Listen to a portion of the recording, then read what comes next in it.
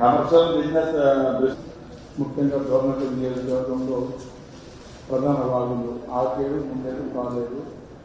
గతంలో వచ్చిన వాళ్ళలో చెక్ డ్యామ్లన్నీ 5-6 చెక్ డ్యామ్లు మొత్తం బ్రేక్ అయిపోయి అక్కడ వాటర్ స్టోరేజ్ మొత్తం కిందికి వెళ్ళిపోయే పరిస్థితిలో ఉన్నాను. సో ఆ చెక్ డ్యామ్ మళ్ళీ రీస్టోర్ చేయాల్సిందిగా 2 ఆనకట్టలు కూడా బ్రేక్ అయిపోయింది. అదేవిధంగా 60 DPM మార్కెట్ దగ్గర నుంచి దంతాలపల్లి వరకు అది లైనింగ్ పంప్ పూర్తిగా పూడికతో కంప చెట్టుతో పెరిగిపోయింది. దానికి డిస్ట్రిబ్యూటరీ కెనాల్స్ కూడా పూర్తి చేయకపోవడం వల్ల గత 15 సంవత్సరాలుగా అక్కడ ఉన్న చెరువులు నింపే పరిస్థితులు లేదన్నా. అది కూడా ఇరిగేషన్ శాఖ వాళ్ళు కొంచెం ఇంట్రెస్ట్ తీసుకొని దాన్ని పూర్తి చేయాల్సిందిగా కోరుతా ఉన్నా. అదేవిధంగా సీతారామ ప్రాజెక్టు కింద భూములు కోల్పోయిన వారికి నష్టపరిహారం ఇప్పటి వరకు చెల్లించలేదు గత ప్రభుత్వం. అదేవిధంగా భూములకు ఒకే గ్రామంలో ఉన్న రైతులకు సమాన పరిహారం చెల్లించకుండా కొంతమందికి 12 లక్షలు, కొంతమందికి 9 లక్షలు అట్లా డిఫరెన్స్. మరికడలో land already 5 acres acquire government తరఫున గుర్తించడం జరిగింది. కాబట్టి కోర్టు కూడా మాకు ఒకటి తెప్పించాల్సిందిగా కోరుతున్నాను.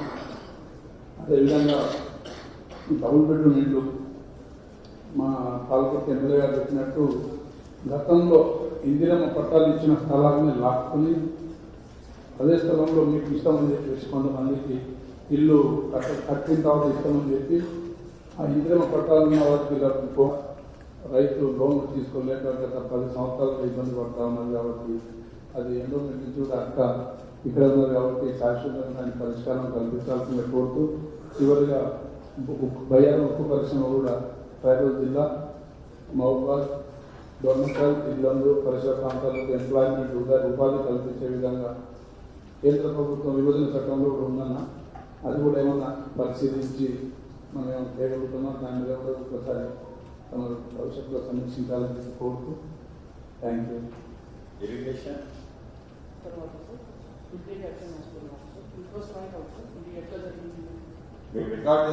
రికార్డ్స్ లేవా?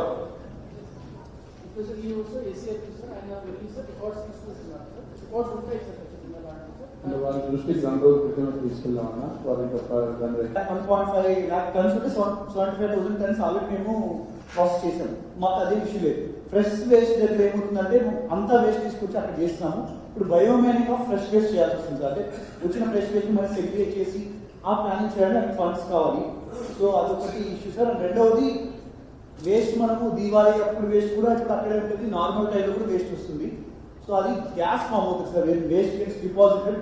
ఆ గ్యాస్ ఫామ్ అవడం వల్ల గ్యాస్ వల్ల బర్నింగ్ అనేది అవుతుంది సార్ కొన్ని చోట్ల. ఈ మైనారిటీ ప్రాజెక్ట్ కానీ తర్వాత కోర్టు కానీ తర్వాత బిల్డింగ్స్ ఎక్కువ ఇండస్ట్రీ కరెక్ట్గా sir. Previous backs TSISC Telangana state industrial corporation వాళ్ళు సార్ ఇండస్ట్రీ పెడతామనేది రిక్వెస్ట్ చేశారు. అప్పుడు ఈ మైదాన ప్రాంతంలో సర్వే నెంబర్ వస్తుంది. వాళ్ళు ఎవరికి కూడా కేటాయించి సార్, ఎవరికి కూడా ఇంటికి వచ్చి ఇండస్ట్రీ కూడా ఎటువంటి ఆలోచన కూడా లేదు. ఇండస్ట్రీ ఓకే ఇంటర్నల్ కాబట్టి పేపర్ కరెస్పాండెన్స్ దేని కొరకు చేసేదంటే అప్పుడు మనం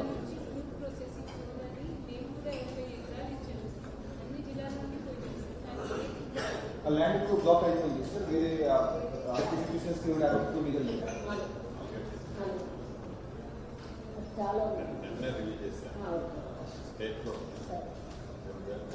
పట్టణానికి కూడా ఎంజాయ్మెంట్ చేయడం జరిగింది సార్. ఆ ఎంజాయ్మెంట్ కూడా నేను ట్యూస్డే రోజు మేడంకి రిపోర్ట్ సబ్మిట్ చేయడం జరుగుతుంది. లేదు సార్, ల్యాండ్ ఐడెంటిఫై చేసినారు. అయితే ఫార్మర్స్ బేసిక్గా ఏంటంటే సార్, ఆ ఫామ్ ఏదైతే land to land base exchange చేయాల్సిన ల్యాండ్ అనేది ఫర్టైల్ ల్యాండ్ కాదు, మాకు యూస్ఫుల్ కాదు అనేది వాళ్ళ ఒక వర్షన్ ఉంది సార్. మా రీసెంట్గా కలెక్టర్ గారు మేడం మినిస్టర్ గారు కూర్చుని అగ్రికల్చర్ డిపార్ట్మెంట్ వాళ్ళని మనం ఒకసారి విజిట్ చేసి సైంటిఫిక్గా యూస్ఫుల్ ఉంటుందా లేదా ఒకసారి చూసి దాని తర్వాత డిస్కషన్ చేద్దామన్నారు. నేనేమంటున్నాను వాళ్ళు కల్టివేట్ ప్రాసెస్ తీసుకొచ్చి వాళ్ళకి హ్యాండ్ ఓవర్ చేసి ఆ ల్యాండ్ అప్పుడు వాళ్ళు తీసుకుంటారు. లేరు వాళ్ళకి మీద చేసి దాన్ని కంప్లైంట్ చేయండి. ఒకసారి ఏంటంటే ఓవర్గా సిసిఎఫ్ గారు చెప్తారు. మిగతా సబ్జెక్ట్ అది దాంట్లో కొన్ని అన్ని మీకు చూసే లోపల అన్ని కొన్ని తగ్గిపోతాయి. అంగన్వాడీ సబ్స్టేషన్ నాకు గుంటలు అంటే మాధవరెడ్డి అంటే కూర్చొని అన్ని మాట్లాడుకుంటాడు. మిగతా వాళ్ళంతా కూడా జూనియర్లే, ప్రకాశం సీనియర్. సో ఆ జిల్లాలో వాళ్ళు తెలిసిన అధికారులు తప్పకుండా కలెక్టర్ వాళ్ళకి మీరు వెళ్ళక్కర్లేదు. ఆ టీం మీరు మేము దాన్ని మీరు మిస్ అవ్వదు. ఇక ఎన్ని నొక్కి చెప్తున్నా మీరేనండి. సో